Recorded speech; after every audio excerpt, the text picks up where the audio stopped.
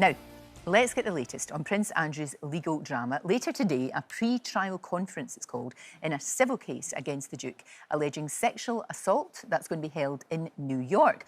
Well, Royal Editor Roya Nikkhah joins me now. So, what does that actually mean? Get it into context for us, Roya. What's actually going to happen today? So today we have lawyers for supposedly both sides attending a pre-trial hearing in New York. But we understand that actually it's only Virginia Roberts' lawyers who are going to attend, and Prince Andrew and his lawyers, they are not bound to attend as part of this, are not expected to attend. And at that hearing, I think the key thing we're going to see is whether or not a judge decides whether Prince Andrew has actually been served with these papers, because there's a lot of debate over whether that's happened. Yeah, so what actually happened then? How are the papers served, and do we know whether he's got them? It's all very confusing, isn't it? A lot of toing and froing on this. So at the weekend, it emerged that Virginia Roberts' lawyers said they had served, they had left the papers, they'd gone to Royal Lodge in Windsor in August, left the papers. First of all, they were turned away. Then they went back and left the papers with a police officer who said he would hand them over to Prince Andrew's team. They think that means he's been served. Prince Andrew's lawyers and his team since have briefed that they do not feel he's been correctly served by the sort of official judicial route. It'll be up to the judge to decide today. Right, because, I mean, it's you know, it's getting a bit sort of strange, isn't it? It's all about the fact that somebody has to put them in his hands. You know, but how's anybody ever going to get close enough to him? Well, you don't actually... It's strange, they say just leaving them where they've left them is enough, but the judge will decide today. So the judge's going to decide that. Now, look, over the weekend, we saw that it's not a good look. He's out shooting in Scotland. I mean, that's an old picture of him just to, you know, that's what he does. That's not great, is it? I just wonder who is advising him, and maybe he just doesn't listen to them, perhaps. Well, he went back up to Balmoral last week for the second time to stay with the Queen this summer, which in itself is quite unusual. And we heard over the weekend he was hosting the Crown Prince of Bahrain for a shooting party. A straightforward shooting party, perhaps, the words he used in that Newsnight interview. I wonder what that is. I don't even know that. Anyway, I don't know. You're right. The optics of us knowing that that's what he was doing at the weekend as this case is building perhaps seem a little strange. Yeah, but he seems to think that he can come back to royal life, you know, back to, in some sort of sense. And you wonder, you think, mate, did you see that interview you did? Have you watched it?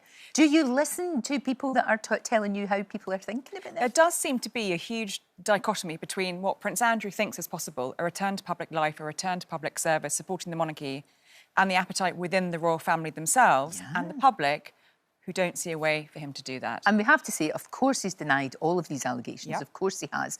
But this is definitely... I mean, we've said this all along. It's not going anywhere. It's going to be hugely embarrassing.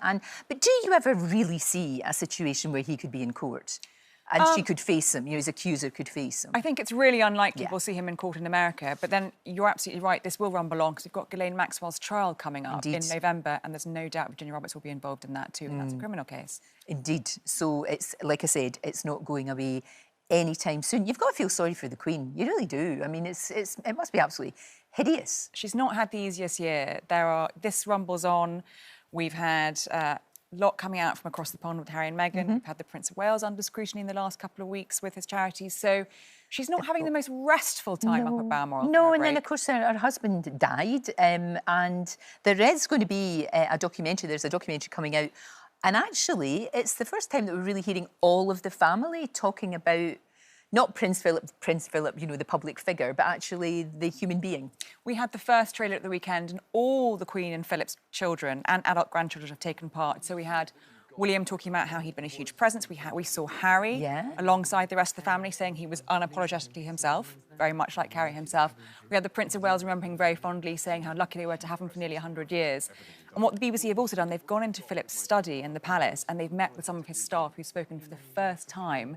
And the Queen, she's not taking part, but she's given access to her private home video footage. Oh, that's interesting, isn't it? So that's things that we wouldn't have seen before, and seeing them as a family, you know, rather than these kind of almost cartoonish panto characters in this case of Prince Andrew. You know, that's the thing. It's fascinating. I think the nice thing about this documentary will be the royal family will be unified on screen. And we haven't seen that for a while. We haven't seen that for a very, very long time.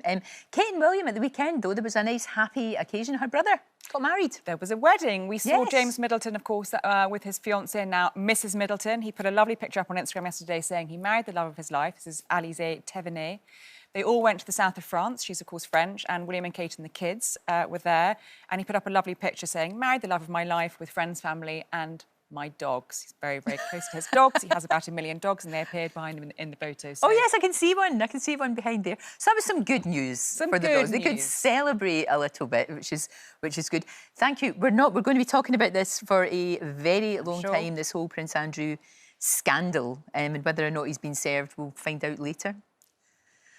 Thank you, Roya. Thank you so much. Don't forget, you can watch full episodes of Lorraine on the ITV Hub and all the best clips, compilations and playlists right here on our channel.